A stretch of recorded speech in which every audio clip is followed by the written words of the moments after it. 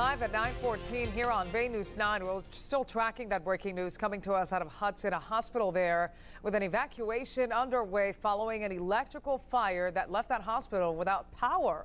Most of it, at least. Let's go live right now to the scene. This is all happening at the Regional Medical Center Bayonet Point on 5A Road. That's where we find Bay News 9's Lori Davison just getting there with the latest information. And finally, Lori, we're getting a better view of what exactly happened there tonight. What a mess in this rain. Oh, yeah, Veronica, this really is a mess. As you mentioned, we're dealing with a disaster at the hospital and then also very heavy rain here, making the recovery effort even worse. I'm going to get out of the way so you can see the situation here behind me. Basically, there was a fire, an electrical fire, in a generator room at the hospital earlier tonight. There's not too much structural damage because of that, but what it did is it knocked out power to the entire hospital. I can tell you, I'm standing across from the hospital. It is absolutely pitch black. That obviously is creating a big problem when you have people being treated at this hospital. So now they are having to evacuate nearly 300 patients from this hospital in the rain and the messy conditions. So what they're having to do is they're having to bring in ambulances and buses and other kind of transportation for these people, literally from all over the area. They tell us that some of these ambulances are coming from as far away as Orange County, Florida. They are going to be evacuating the critical patients first. We understand that there were about 40 patients in critical condition. They are being taken out of the hospital first, and then they're going to work on getting those other 260 or so people out of the hospital as well. They are being taken to different hospitals here in our region. They've got a lot of fire units out here working to get the people out, a lot of police units, sheriff's deputies.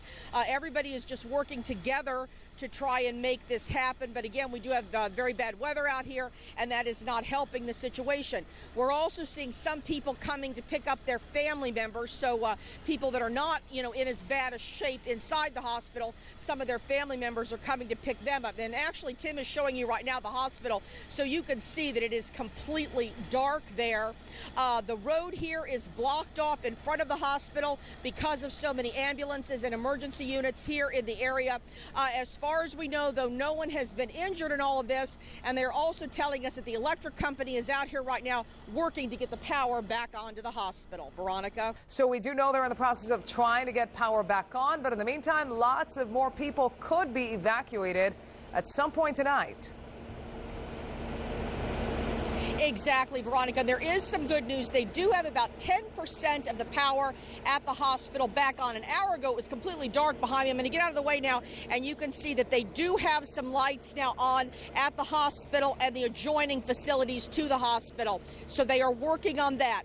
That will help them to scale back on the number of people that have to be evacuated here. Obviously, if they can get some of this power back on, they can keep some of the people here inside the hospital. Now, what happened is earlier tonight, there was an electrical fire in a generator room. That is what caused all the power to go out. Obviously, when you have sick patients, you have a lot of equipment.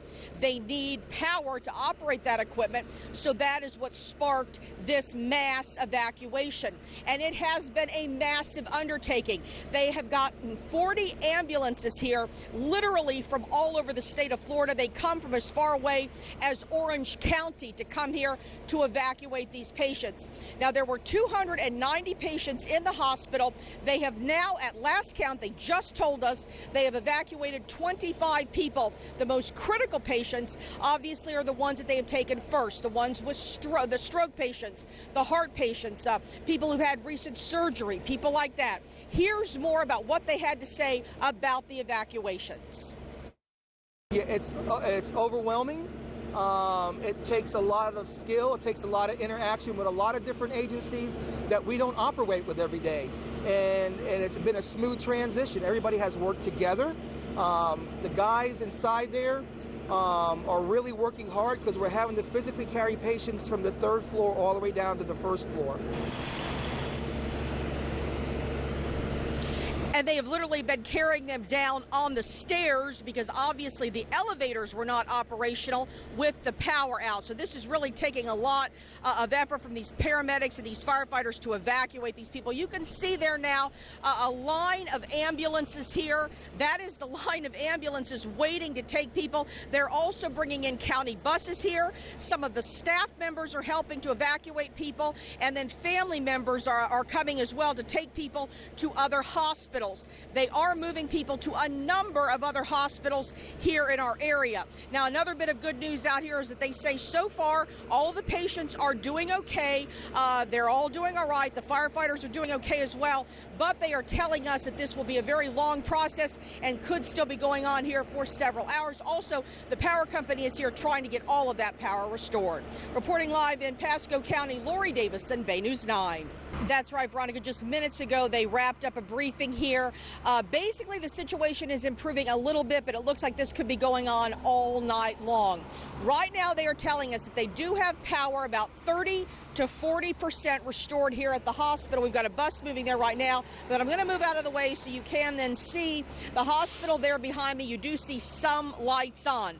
So that is the good news. The bad news is that they are still having problems with the generators out here. There are still some concerns, so they are going to continue evacuating all of the patients. They told us just a minute ago, they told me that they may have to evacuate all 290 patients at this hospital. At this point, 43 patients have been evacuated. As Veronica was saying, the most critical patients are being taken first. Now, all of this started when there was an electrical fire in a generator room, and then they told us that there was some sort of switch problem, and that created, the concern that the fire would spread. So they basically just had to shut the whole thing down, and they had a complete blackout here for several hours. That's what triggered all of these evacuations. Now, it has been such a massive undertaking out here that they have literally had to bring in ambulances from other parts of the state. Obviously, all the counties here in the Bay Area have contributed ambulances, and they've even had ambulances come from as far away as Orange County to transport these patients to other facilities. Here's more about what they had to say about those evacuations. Yeah, it's overwhelming.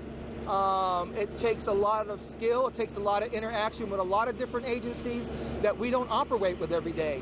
And it's been a smooth transition. Everybody has worked together. The guys inside there are really working hard because we're having to physically carry patients from the third floor all the way down to the first floor. And when he says that, he literally means carry them down flights of stairs to get them out of the hospital. Now, they are telling us that they are not sure when this hospital will be fully operational again. That's all still up in the air. They also told us that no patients have been injured in all of these evacuations. Again, they have been taken to other facilities here in the area. They say that once the power is back on, then they will be able to start bringing some of the patients back. But again, they do not have any timetable at this point for exactly when that will be. Reporting live in Pasco County, Lori Davison, Bay News 9.